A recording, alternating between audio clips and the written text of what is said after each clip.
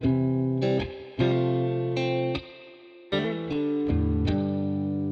look at the car park of Australia with our national cars, without Rare Spares, 3/4 of these cars wouldn't exist. Not only have they provided owners, people with a fantastic, satisfying hobby, but they've kept the cars on the road.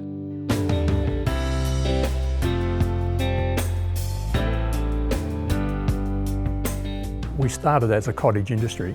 Rare Spares as such existed well before it was actually a registered business name and an incorporated business. When I was 17, I met John Rayner, one of the founding directors of Rare Spares, as we were just young fellas playing with FJ Holdens.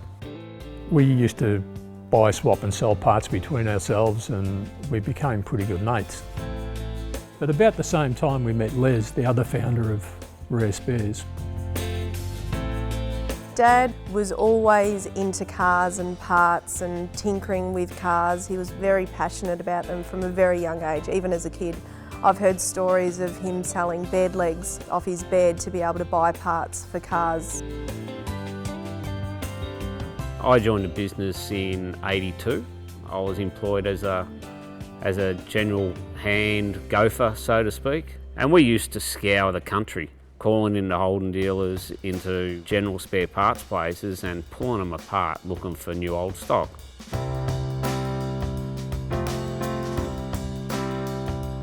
We used to get up into lofts and rat around and out in the back shed and all this sort of stuff, and we were turning up some pretty fair treasures for the time. We went on a lot of trips when I was younger. Knowing what it was about now, it was Dad's time to source product or talk to people in the game and be able to just communicate with people. They were really exciting days because you'd find some real gold out there. You knew that as soon as you got that back to the store, it was going to sell.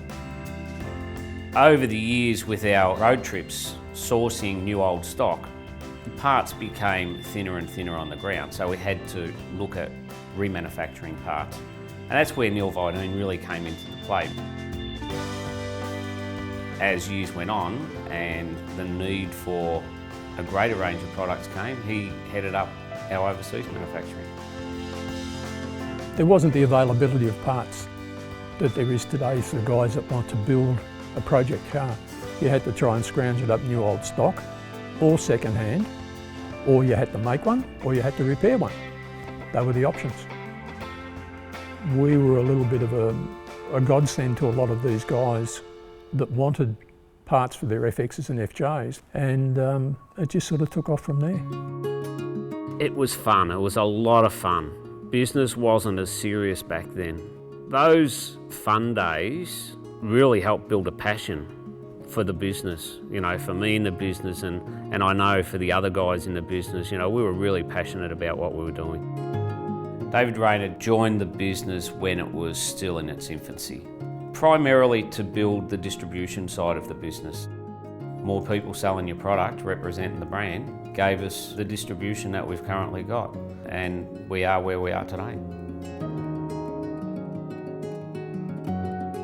I probably first came across Rare Spares 35 to 40 years ago. HD, HR Holdens, I've done a lot of those, and of course, as anybody would know, the corners of the doors used to rust, so I used to buy all my panels for them. So that was my first experience with Rares. It was obviously good back in the day, and still is these days. They were bringing out like 7 new products a week. I mean, that is huge. So all I'd be waiting for is the next catalogue. What's the next new thing that we can have? Being able to talk to these guys, and you can just see in their face that, you know, they're so thankful or grateful for what we do and what we can supply, because it allows them to continue their passion and do what my dad did with me, pass that down to their children. It's not necessarily about the car, but it's about how you get there and what's behind it, the love and affection that you've got for it, and having that around a car just, I think, is a great thing for a person. You know, it all comes back to that same thing. We're still petrol heads ourselves, we understand. We understand, and that's what it's all about.